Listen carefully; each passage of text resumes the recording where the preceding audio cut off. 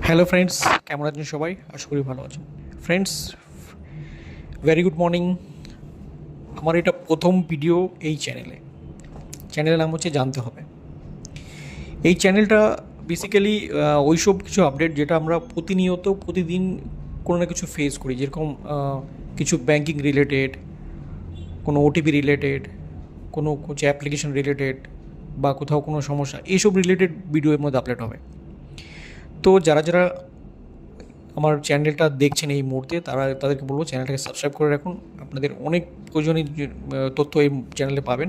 চ্যানেলকে সাবস্ক্রাইব করে রাখুন, বেল আইকন প্রেস করে রাখুন। আজকে যে প্রথম ভিডিওটা আমি দিচ্ছি সেটা হচ্ছে, আপনি যদি এটিএম ডিপোজিট মেশিনে টাকা ডিপোজিট করছেন বা এটিএম থেকে টাকা উইথড্র করছেন, প্রথমে বলি ডিপোজিট যখন করছেন, যদি সেই সময় টাকাটা মেশিনে দিলেন, সেই সময় কিন্তু কাউন্টিং হলো, তারপরে কিন্তু দেখা গেলো সার্ভার প্রবলেম হয়ে গেলো বা কিছু একটা প্রবলেম হয়ে গেলো, টাকাটা আপনার ভিতরে চলে গেলো বা আপনার অ্যাকাউন্টে জমা হলো না, তাহলে কী করবেন? আর উল্টো দিকে আপনি এটিএম থেকে টাকা বের করছেন, দেখা গেলো টাকা মেসেজ চলে আসলো আপনার মোবাইল থেকে যে আপনার এটিএম থেকে টাকা তোলা হলো বাট টাকাটা বেরোলো না, তাহলে কী করবেন? যেটা প্রথমে বলি যে টাকা ডিপোজিট করলে, টাকা ডিপোজিট হলো কিন্তু আপনার অ্যাকাউন্টে আসলো না, তাহলে কী করবেন? সেক্ষেত্রে আপনার মনে রাখতে হবে যে সেই ডিপোজিট মেশিনটা কোন ব্রাঞ্চের আন্ডারে আছে। আপনার অ্যাকাউন্ট যেই ব্রাঞ্চেই থাকুক না কেন, সেই মেশিনটা কোন ব্রাঞ্চের আন্ডারে আছে। আপনি যখন জমা করছেন সেই সময় যদি কোনো স্লিপ বেরোয় তো ঠিক আছে, যদি স্লিপ না বেরোয় থাকে তাহলে আপনাকে অবশ্যই যে সময়টাতে করলেন ওই সময় ওই টাইমটা আপনাকে নোট করে নিতে হবে, কোন টাইমে করলেন আপনি। আর ওখানে যদি 2-3টে মেশিন থাকে না, তাহলে আপনি কোন নাম্বারের মেশিনটা, সেই মেশিনটাও আপনাকে জানতে হবে যে 1 নম্বর, 2 নম্বর, 3 নম্বর, ঠিক আছে? বা একটা থাকলে তো কোনো অসুবিধা নেই। তো ওই টাইমটা আপনাকে অবশ্যই জানতে হবে। এবার আপনাকে চলে যেতে হবে যেই ব্রাঞ্চে ওই মেশিনটা ওই ব্রাঞ্চের আন্ডারে আছে, সেই ব্রাঞ্চে গিয়ে আপনাকে একটা অ্যাপ্লিকেশন লিখতে হবে সিম্পল ভাষাতে, যে আমি ওই তারিখে এত টাকা আমার এই অ্যাকাউন্ট নম্বরে আমি মেশিনে জমা করেছিলাম, বাট মেশিনে প্রবলেম হতে হলে আমার টাকাটা ঢুকে গেল, বাট টাকাটা আমার অ্যাকাউন্টে আসেনি। তো এটা আমাকে রিকভারি করে আমার অ্যাকাউন্টে জমা দেওয়া হবে, এটা অ্যাপ্লিকেশন দিবেন। আর যদি স্লিপ বেরিয়ে থাকে তো স্লিপটার সাথে অ্যাটাচ করে আপনি ব্রাঞ্চে আপনাকে দিয়ে দিতে হবে।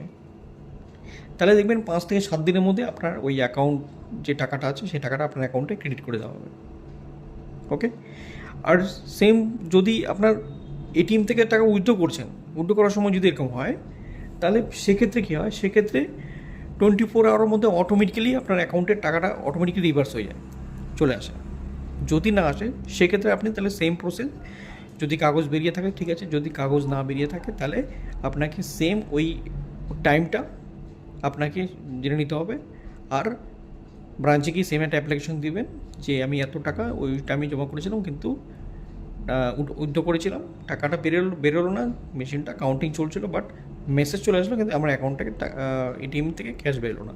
দেখবেন ওরা ওটাকে রেকটিফাই করে ওটাও 2 থেকে 3 দিনের মধ্যে আপনার অ্যাকাউন্টে ক্রেডিট করে দেওয়া হবে। তো এই ছোটো ছোটো প্রবলেমটা কিন্তু অনেকে জানে না। তো এই প্রবলেমটা আমার একটা লাইভ অভিজ্ঞতা থেকে আমি শেয়ার করছি। তো আমার মনে হয় এটা অনেকের উপকৃত, আমার থেকে জানা নেই যে এটা কী করবেন, কোথায় গিয়ে অনেকে ঘুরছেন ভাবছেন, না? তো এটা তাদের জন্য যারা বেশিরভাগ সময় মেশিনে টাকা জমা করে, তাদের মনে রাখতে হবে যে এই পদ্ধতিতে আপনি টাকা ডিপোজিট বা উইথড্রতে সমস্যা হলে আপনি এই প্রসেসে গেলে আপনার টাকাটা রিকভারি হয়ে যাবে।